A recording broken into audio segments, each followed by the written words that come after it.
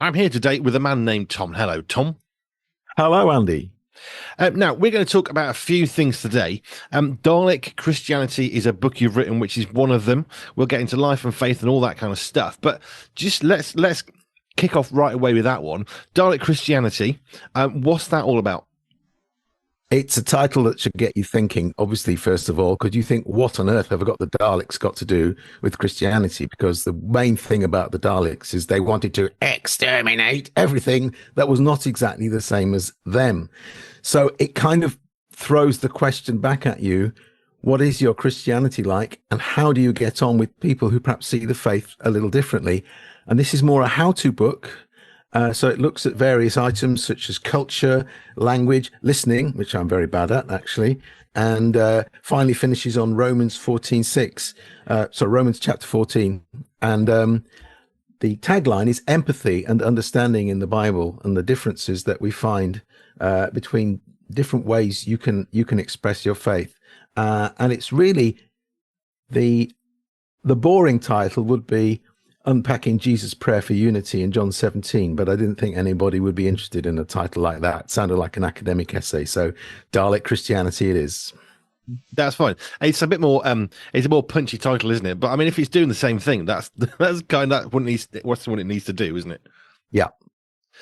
Right. So I want to come back to the book a little bit later on. You're talking about faith and Christianity, but let's just jump right back for you to you growing up. Where did faith become more than just going to church on a Sunday thing? When it was more more personal to you. So what's your life and faith growing up? Well, I didn't go to church on a Sunday, Andy. Perhaps I did until I was about 8, but then my dad moved somewhere else and we stopped going to church. I found church rather alienating. I'm not neurotypical.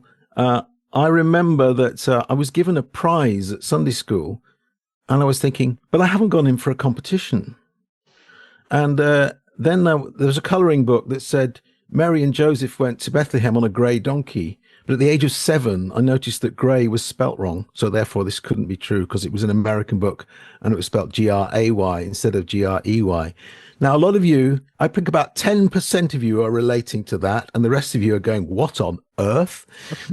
So this is part of my journey. And this is actually where the book starts. Sorry, I don't want to talk about the book, but Jesus meets you where you're at. And for me, I looked at people as I grew up and I thought, what on earth are they doing? What does it mean? Where are we going? Why are you here? I was asking all those big questions, but church didn't seem to have the answers. Now, thankfully, I went to university and I ran into some actual real Christians who were able to take time to talk to me, answer my questions, and live life with me. One of them was the late, great, you may have heard of him, Andy, Mike Rimmer. And he was a friend at Leeds University, and he took me to places, and he talked to me, and he got me to meet other Christians. He tried his best to answer my questions. So it was through him and another friend that I did come to faith, finally finding meaning in life. So your journey, I mean, I do like finding out from people their journeys because there are I think 2, possibly 3 fairly common journeys of faith. One is where people go to church every week and it's sort of part of their natural life. Then they realize, I quite like this. And actually, I want this to be part of me in a more personal way. They meet Jesus. Other people might have quite a dramatic way. Perhaps they come later in life. University seems to be quite a common age for a lot of people, I think. And again, this is just generalizing, but sort of university age of thinking, well, there's more to life than this, and that church stuff that maybe I heard about in primary school, or the odd when the vicar came in to do an assembly, actually Absolutely. there was something in that, and then it draws them in. But I think there are others like you who church, well, yeah, it's fine. It's something we could have done, but actually you come at it from a different perspective. But that's a great thing about Jesus Christ, is there is only one way to God, but there's actually all sorts of ways that we can come to him wherever we are, as we're meeting who he is, that then having that amazing relationship. That's right. So you are not going to church. You have university. People then help you encounter Jesus in a real way. you say you're not necessarily typical, but what did your life look like once you'd actually gone through sort of early years of not attending church because it wasn't a normalized part of your family, having faith at university? How did your faith develop from that point? Well, one of the things that Mike did was instead of sort of preaching to me, he would play me Christian rock music. So Randy Stonehill, Larry Norman, that was how I started. And but it was a very definite time. So a lot of people, their journey seems to be bit by bit, but it was a definite time where I thought, this is what I'm going to devote my life to. I knew it wasn't, oh, well, let's try Jesus and see what it's like. It was, this was someone who I could devote my whole life to and realize that my life had a purpose. And what happened was, one interesting thing was I believed quite soon that God was able to guide you. And at the time I was studying Russian and French. I loved Russian literature, which has got a lot of Christian themes in it. I did not get on with French literature at all. And I remember thinking, I need to get on with this. There was a year out program for the Russian and French students, and usually you went to France for a year because it was the Soviet time and going to Russia was not always a possibility. And I thought, I just need to get on and do the next thing. I didn't want a year out in France. And so I met my lecturer who was in charge of placements, and I said, can I change to just single Russian with subsidiary French, knowing that I then wouldn't have to do a year out because you couldn't get a year out. And he said, yes, in your case, I think that's a good idea. Actually, yeah, he said, and I've just said no to another student. And then he said, why do you think that? Why have you asked? And I said, well, I know this is an academic course, but I just think God wants me to do this. And he said, oh, interesting. Yeah, my wife's a Christian. She does all this God stuff. 4 months later, he also became a Christian. It was exciting. That was the only encounter I had with him. So, and during that time, other students started to run a prayer meeting for Wycliffe Bible translators. And so that got me interested in mission. I found out about language and things, and I wasn't going to talk about this organization. So anyway, so I found out about mission. I found out about the world. And I just thought, sometimes people feel that you need to have a call from God to do something. I kind of felt the other way. You almost feel you need to have a call from God not to do something. I thought, I speak French. I'm healthy. I don't have any family ties that people I have to look after or anything like that. So some people they had a mission morning or mission day organized by the Christian Union, and there were various people there. And there was a team from OM who said, why don't you come to France for a month? And I thought, well, there's no reason why I can say no. I'm free. I have a small amount of savings even. I don't even have to raise funds for it. I mean, the amount of money we had to raise was a very small amount anyway.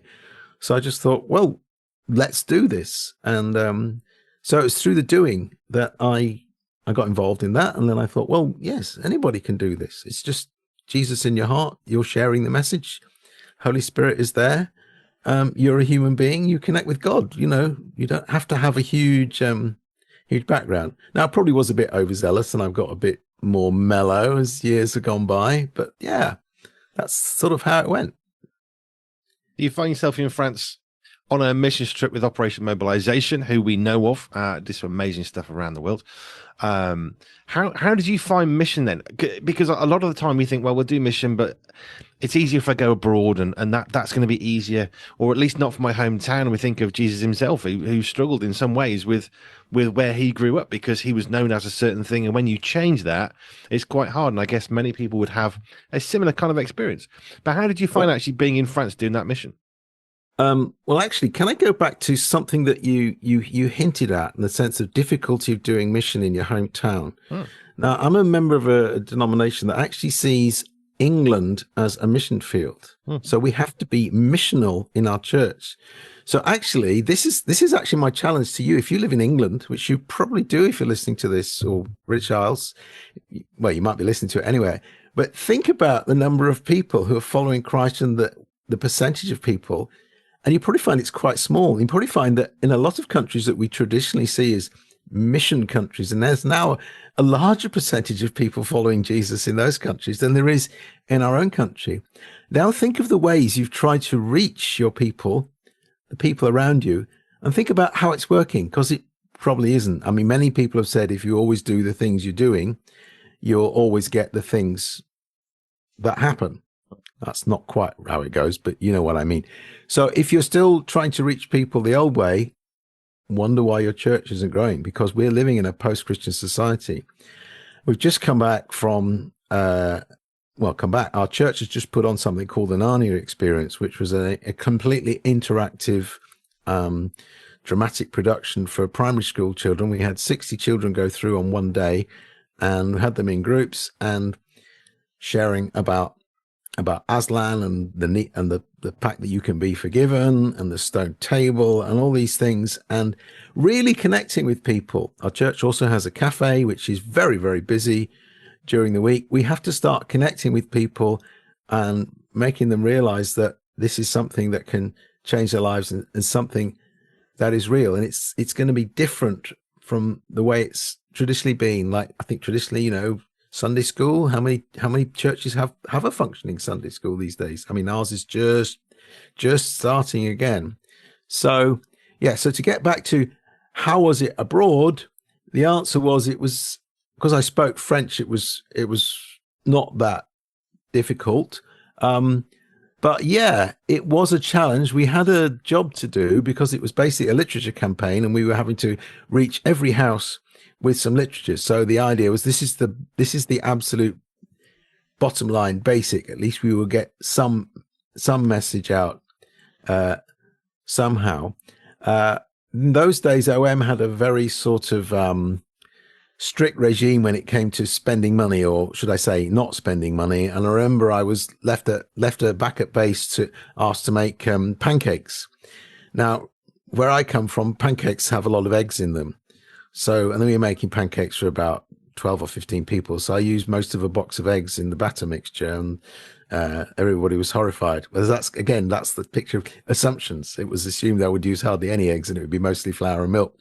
There you go. Anyway, I was forgiven, so that's good. But, so one of the things about going on mission is you're thrown together with groups of people with different assumptions, and you have to learn how to get on with them, how to cross cultures. And in fact, that's probably has a value in itself, as well as the proclaiming message that you've been going around street to street. Although I do remember going up to one farmhouse, and a very large dog wrapped its teeth round my wrist and followed me like that all the way up to the letterbox and back again. So it was, I sort of stayed calm and I didn't get bit, but the message was obviously very clear.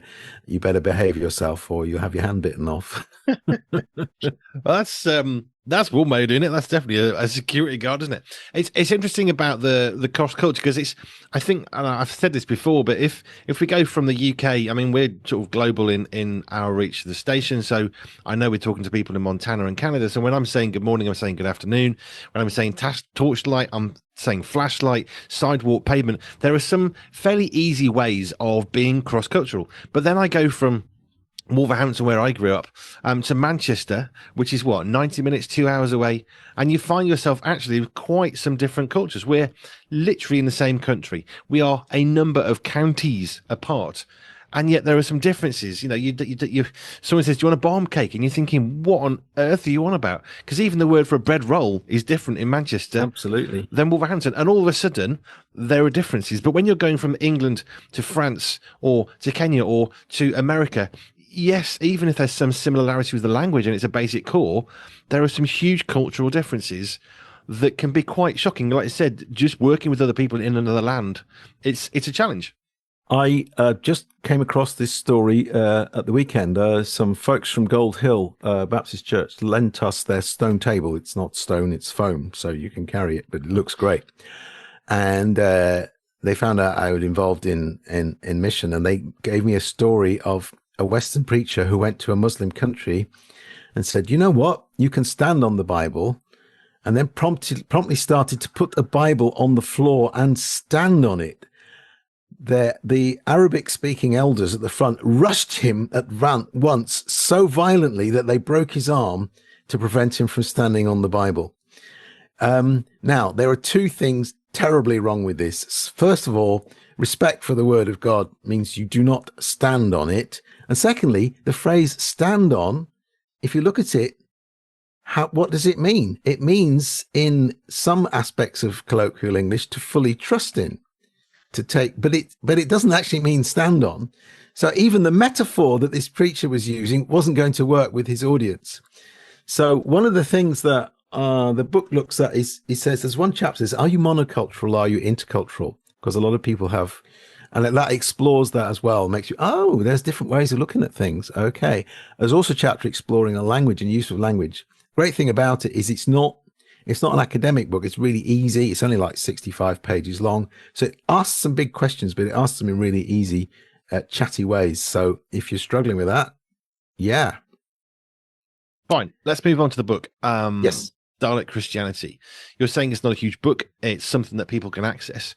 What's the general point of the book? What's your hope and your purpose? What's your heart behind somebody reading it? Where do you want them to finish? As they turn that last page, where are you hoping that they're going to be, that they weren't at the start?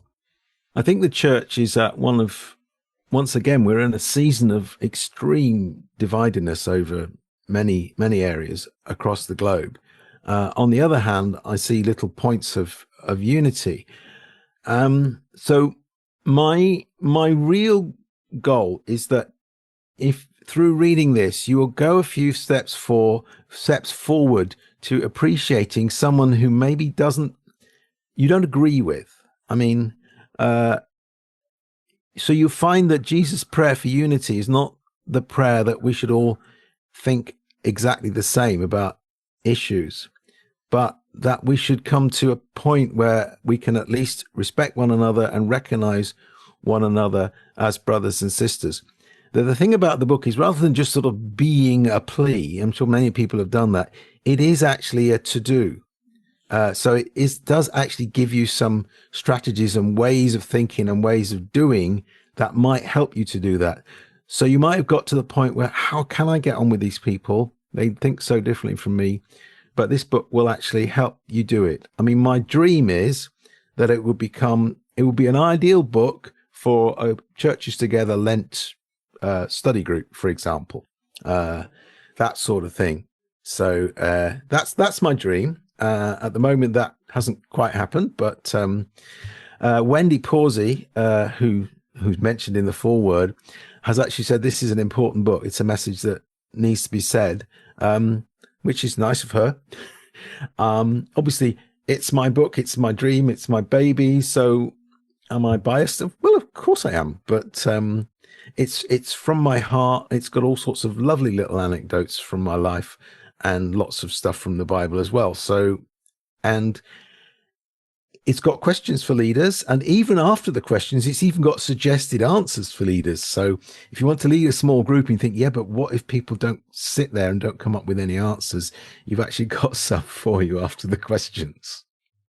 This whole thing of unity is quite an interesting one, because it's very easy to see the differences. It's very easy to be, especially in the social media age, of being enraged with something because we're not actually having to speak to the person into their face. So we get away with saying things that we wouldn't dream about, in a normal culture. But this memory came back to my mind when I was at school doing A-level. I think it was a geography A-level kind of thing, because we're looking at socio-politics, all that sort of stuff. And the teacher put us into two camps for like a little court case. And one side was defending one side was defending the other. And half the class said, yes, we all agree with this. And some of us on the other side were saying, but we don't agree with this. And says, yes, but that's the point. You need to learn not to defend what you hate, but you do need to understand perspectives that you don't agree with, because in understanding that person, you'll find some common ground, so you can actually come together. And it was quite interesting. I have no clue what it was. It's 30 years ago, but I do remember there were some very upset people in that room of 16 to 18-year-olds who were saying, I absolutely hate that I have to defend this. And it's like, that's the whole point of the exercise, is not to make you believe something that you so vehemently disagree with, but in defending it, you will understand it. And it's the same reason why I think it's really good that we don't just buy one newspaper, but we have a collection, and we buy from all sorts of political backgrounds, because then it gives us a much more balanced view of the world. Otherwise, we're in our little church, and I mean a little church, if we're like an independent in particular, and you have our way of worshipping, And as a worship leader, I can arrive at a church. We don't sing that song. We've never heard it, really. But we do this one, which of course you'll know. Never heard of it. Never And heard we it. even just with a song, it's like, but the fact that you sing it, that's your world, and it's not mine. And I've got quite a wide set of songs for the last 30 years, but I still turn up at a church every so often and think, I have no clue what that song is from the 1990s that you think is brilliant. Never heard it before. That's fine. But that's just music. That's not even politics, although I think music sometimes is even more, it's more of a minefield sometimes. More elemental. Yeah, I once tried. I was leading worship for an international conference, and I put out. I added to the mailing was if you have some favorite songs, please send them to Tom Schwarz, and he'll see if I wanted to see if there was a pattern. Anyway, about 6 or 7 people sent me some favorite songs, and they were all completely different. So I've never done that again. I've just said, okay, well, we'll go with the songs that we think are right for the gathering, and got the right message, and help gather people together. What is interesting is that I'm involved in the worship band for this EMDC event, which is once a year in either Netherlands or Thailand. And I just heard from Steve, the organizer, and he said, the worship, we always get people saying it wasn't Pentecostal enough, and other people saying it was too Pentecostal. So you've probably got it about right. The idea of trying to please people is a really tough one. I think as human beings, if we have some modicum of compassion and kindness, we want to engage with people in the way that's meaningful to them, which is fine if there's one of them. But if there's 300 of them, that's 300 of thems, and they're all going to have their thing they like. And I think that one of the goals, especially as Christians, is we should never try and just please a person or even a group of people, actually, because the whole point about Christianity is we're trying to become followers of Christ, followers of the way. And actually, if we're trying to please God and everybody's upset, but God's okay with it, then that's good. I mean, we're not supposed to upset people unnecessarily, whole different thing. But actually, if our heart is to try and please God, then that it's the heart that He's always after. And if we do that in the right heart, people will see the heart, and it'll do what it's got to do. Absolutely. I mean, it's all about barriers and getting rid of the barriers. But we need to understand what are. For example, working with Muslims. At the end of the day, you have to make it absolutely clear that the honored prophet Jesus did die on the cross. Yeah, you cannot water that down in any way. He died on the cross to cover our sin, our shame, Now, but there are many, many other things you can do to reach Muslims that can break down the barriers. For example, respecting the Bible, having it in a really nice cover, all those sorts of things. Not unnecessarily speaking ill of Muhammad, because there's no need to do that in order for someone to come to Jesus. Little things like that. But there's a process where you need to understand what is the offense of the gospel, because all of us are challenged by it.